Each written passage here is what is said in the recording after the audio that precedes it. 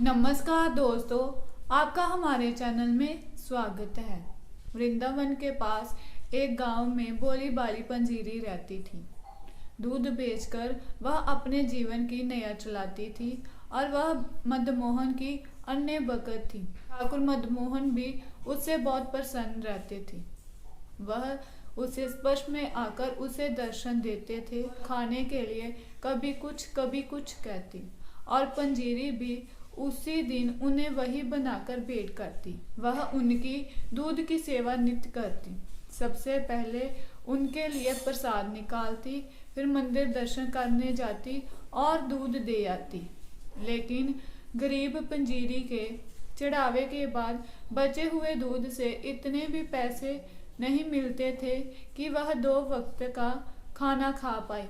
अंत कभी कभी मंदिर जाते समय वह जमुना से थोड़ा सा जल दूध में मिला लेती, फिर लौटकर अपने प्रभु की आराधना में मस्त होकर बाकी समय अपनी कुटिया में बाल गोपाल के भजन कीर्तन करके बिताती।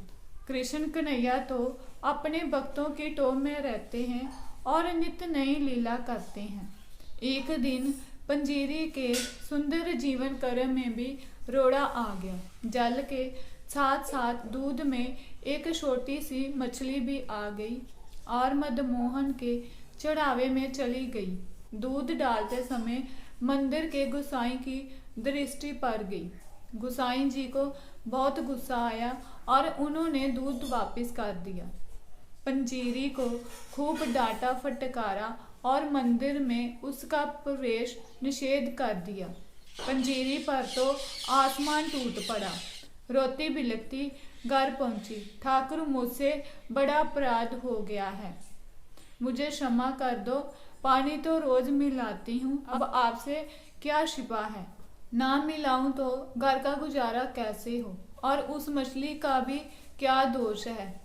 उस पर आपकी कृपा हुई तो वह आपके पास पहुंच गई। लेकिन प्रभु, आपने तो आज तक कोई आपत्ति नहीं की। खूब प्यार से दूध पीते हो। फिर जे गुसाई कौन होता है मुझे रोकने वाला। और मुझे दुख इस बात का है कि आपके मंदिर के गुसाई ने मुझे खरी खोटी सुनाई और आप कुछ बोले नहीं।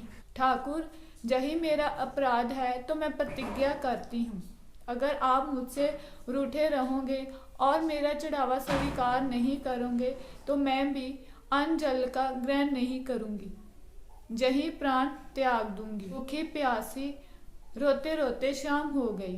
तभी पंजीरी के कानों में एक मधुर कंठ सुनाई दिया, माई ओ माई।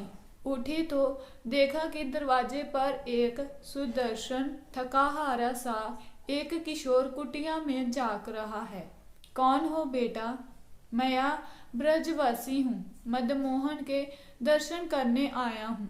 बड़ी भूख लगी है, अगर कुछ खाने को मिल जाए तो तुम्हारा आभारी रहूंगा। पंजीरी के शरीर में ममता की लहर दौड़ गई। कोई पूछने की बात है बेटा, घर तुम्हारा है। ना जाने तुम कौन हो जिसने आते ही मेरे ऊपर जादू बिखेर दिया। बड़ी दूर से आए हो क्या? क्या खाओगे? अभी जल्दी से बना दूंगी। अरे मैया, इस समय क्या रसोई बनाओगी? थोड़ा सा दूध दे दो, वही पीकर सो जाऊंगा। दूध की बात सुनते ही पंजीरी की आंखें डबडबा आईं।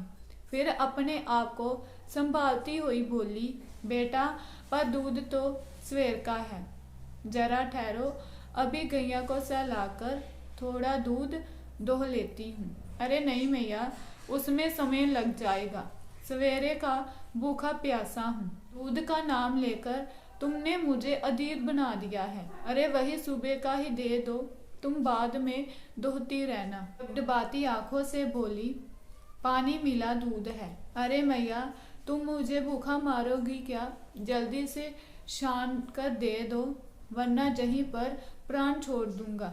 पंजीरी को बड़ा आश्चर्य हुआ।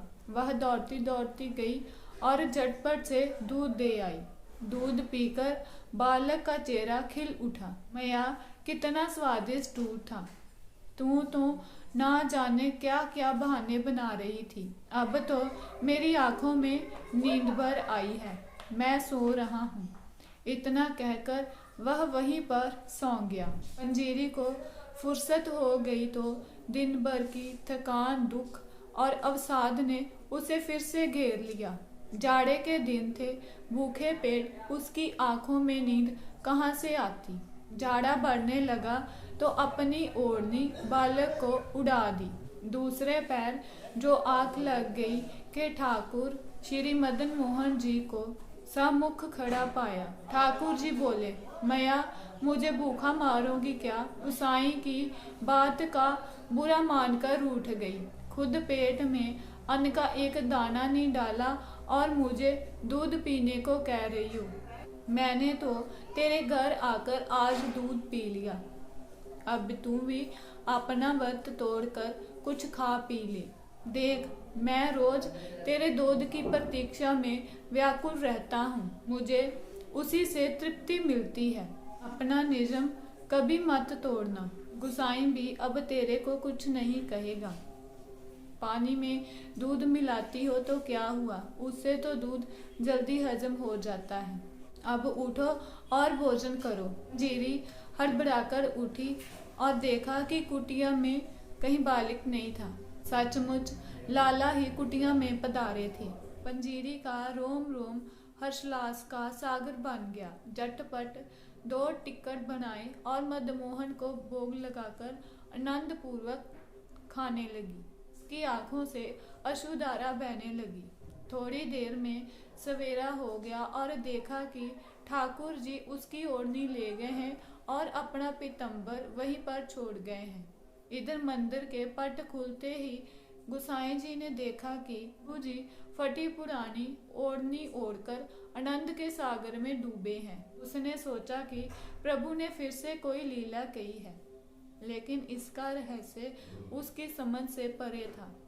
लीला उद्घाटन के लिए पंजीरी दूध और ठाकुर जी का पीतम्बर लेकर मंदिर के द्वार पर पहुंची और बोली, साईं जी देखो, लाला अपना पीतम्बर मेरे घर पर छोड़कर आई और मेरी फटी पुरानी ओढ़नी लेकर आ गए। कल सवेरे आपने मुझे भगाया था, लेकिन भूखा प्यासा लाला दूध के लिए मेरी कुटिया में आ गया। गुसाई जी पंजीरी के सामने बैठ गए। भक्त और भगवान के बीच मैंने ये क्या कर दिया? भक्ति के बंधन को ठेस पहुंचाकर मैंने कितना बड़ा अपराध कर दिया है। माई मुझे क्षमा कर दो। पंजीरी बोली, गुसाई जी देखा तुमने लाला की चतुराई। अपना पीतम्बर जानबूझकर मेरी कुटिया में छोड़ आए और मेरी फटी चिथड़ी ओढ़नी उठाकर ले आए। भक्तों के सम्मान की रक्षा करना इनकी पुरानी आदत है। ठाकुर जी धीरे धीरे मुस्कुरा रहे थे। अरे मैया, तू क्या जाने, जो तेरे प्रेम से बड़ी ओढ़नी ओढ़ने में सुख है, वह पीतम्बर में कहाँ है।